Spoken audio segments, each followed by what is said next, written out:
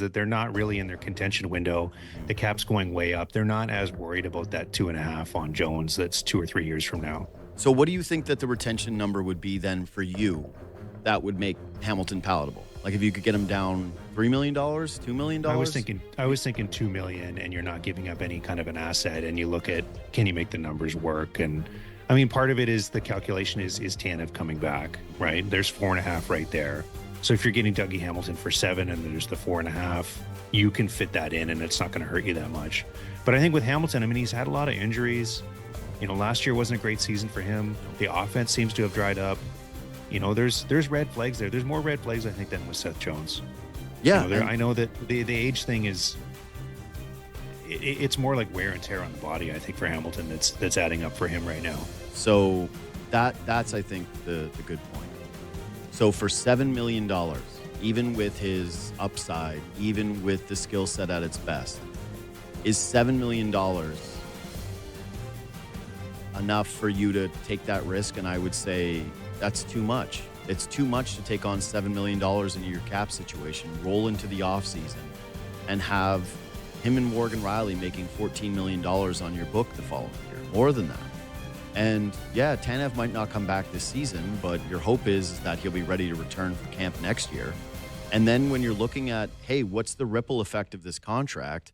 It does become, now you're a little uncomfortable if you need to re-sign Bobby McMahon right away. Now, I know some people will say, come on, man, don't overreact to the Troy Stecher thing, but it is harder to envision a reality in which you bring back Troy Stecher if you're bringing in Dougie Hamilton at $7+ million and he finishes the season this way. Like those are just reality. I mean, yeah, Lawton's going to exactly. You know, if you want to bring Lawton back, yeah. I mean, Robertson needs a new deal. Michelli's an RFA. They, you know, to go back to your earlier point of McMahon, I think what they need to be careful to do is not lock in a whole bunch of these guys, right? Because you're going to want to see what this team is the rest of the season, and I think maybe you extend one of them and decide who that is, and you make that move before the trade deadline. But you do want to keep people uncomfortable, but you also want to just see what they look like in the playoffs. I mean, if it's a disappointing first round exit, as good as it feels right now with the way that they've played, you're not going to want to bring the exact same team back next year. And that's what you would be doing if you started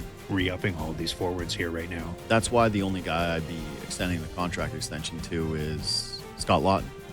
Like I'm the most comfortable believing like that role and the player that he is not going to change in any way, that he will continue to retain that level of value, especially considering what you think, again, outsider perspective here, but what he has meant to that room and the vibe shift with the team, the feeling like he is already part of their leadership core. Yeah, just he's the only guy that right now I'd be actively working with him and saying, what does an extension look like for you? Like let's have talks ahead of the deadline. You want to play here? Are you interested in going back to Philadelphia? I'm sure he would be at the right number, but if you can get a deal done with him, that's the guy that I would prioritize. That's the only one where I don't think I could see a contract extension realistically, like, right? Obviously there's a number that would make you feel uncomfortable, but in a realistic world, I don't imagine there's a deal that he gets tendered and that he signs where Leaf fans would look at it and say, oh my God, I can't believe he ended up getting that one. All right, last thing. So Stolarz now has the potential to come back before the Olympics. And really, I think that I don't view this so much as a problem, because as great as Hildeby has played, you got options. You can put him back down in the AHL and things are fine. Good problem to have overall. You have too many good goalies, good problem to have. But how do you think this thing shakes out? Do you think it's as clear and simple as that? Yeah, I think so. Yeah. I mean, I don't know how people trying to twist this into a problem of having too many goalies or something. The great news is that Hildeby doesn't require waivers to go down, so there's not an issue. You can bounce them back and forth. And the other thing, too, is that look at all of the injuries that Woll and Stolarz have had. Totally. How long is it going to be till you need Hildeby again? So you don't, the idea of trading one of these guys, and you're not going to trade Woll, you're not going to trade Hildeby, and Stolarz doesn't have value, so you're not trading anybody. You're just going to be a little bit patient with this. And you're going to wait, and you're going to hope that Woll and Stolarz, that nobody gets hurt. But if they do, you have someone who's ready to go. And let Hildeby go down to the AHL and crush it. And when you get to the playoffs, there's a huge advantage to having a goalie with a low salary the way that Hildeby does. He's probably going to be your backup because that frees up you extra money to spend under the way the playoff salary cap's going to work. So having a Hildeby making, what's his contract, $875 or something like that, and being a really compelling option. I mean, even if Stolarz is healthy, he's going to have to play pretty well to unseat both of those guys as playoff options. So I think it's a great thing. And it's, in terms of making a trade or making sure you don't have 3 goalies, that's an off-season problem. That's not one you're going to have this year. Completely agree. Also, I think because people saw Stolarz struggle at the beginning of the season, there's just a little bit of a tendency to think, well, what's he going to look like when he comes back? What happens if he's not performing? Then you get a bit of more of an awkward conversation. My counter to that would be, throughout the last 3 years of his career and beyond that, when he's had the proper role for him, which is not overextending himself with games, he's been one of the best in the league. He has been phenomenal throughout his entire career.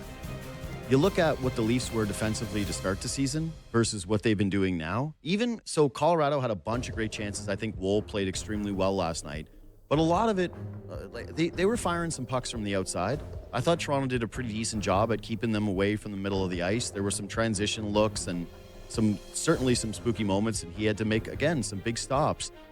But Stolarz in this goalie environment, coming off of an injury with a workload that is tampered down because he has Joseph Woll at his side, and even if he didn't, the Leafs' comfort level with playing Hildeby in a bunch of those games and not just forcing him to play. How many did he go in a row? Like 6, 7? It was something along those lines. Yeah, was it Woll that played 8 or 9 in a row? Woll did do that, and then he got hurt. But I'm saying at the very beginning of the year when there was no Woll, how many games, and it was Caden Primo, and they were just leaning so heavily on Stolarz. You limit his workload and you put him behind this team the way that they're playing right now. My belief that he is going to struggle and be an issue, and that there's going to be real talking points of they got to get Hildeby back up here, and what do they do because they can't play this guy? I'm not buying it. It's just not something that I believe is realistic. Even if that does happen, you can just bring Hildeby up and spot him starts and play him when you want to. I mean, so I just don't see it as a big issue. And yeah. You're right, though. The other one thing that Stolarz does have a lot of experience at is coming back from injuries in the middle of a season and hitting the ground running. You know, he's put up those numbers you're talking about while not playing a lot, in part because he gets hurt a lot. So I think you're right. I think he'll be fine. We don't know what he's dealing with, though, right? And we don't know what kind of procedures he's had. And he's been out a long time, and he's a big man. So I wonder if there's a conditioning stint maybe they do here. I wonder if he plays with the Marlies a game or two, the way that Woll did when he was coming back. And maybe that prolongs the idea of a Stolarz return until after the Olympic break. You have the luxury of time. You don't need to rush him back whatsoever. I don't get the sense that they are. But when I look at the Olympic break, part of me goes, all right, maybe he wants to feel the puck. Maybe he wants to play in a game before this break settles in and they're off for essentially a month. But my true feeling is, hey, man, what's that really going to do? What's 1 or 2 games? And I don't even think it's going to be 2 games because we're already January 13th here, and I think the Olympic break kicks in, I think after the 4th of February, somewhere around there. First week of February is when they play their last 2 games against Calgary and Edmonton. Just take the time. Just you've done it enough, like you mentioned, over the course of your career where you've hit the ground running after an injury. This is totally about the long haul for you and what you can do come playoff time. The goaltending's in a great spot. There's no need to rock the boat. Take as much time as you need. Get back fully healthy. Use that added month. Just recuperate. Anyways, James Myrtle of The Athletic. Thanks as always for making time, buddy. We'll talk to you soon. Thanks, JD. See you, man. Quick break. I want to come back. I don't know if this is what Steelers fans wanted. Clearly, you would want to win, but there's got to be some part of you feeling right now, maybe this is it. Maybe this is now time for a look under the hood. That's next.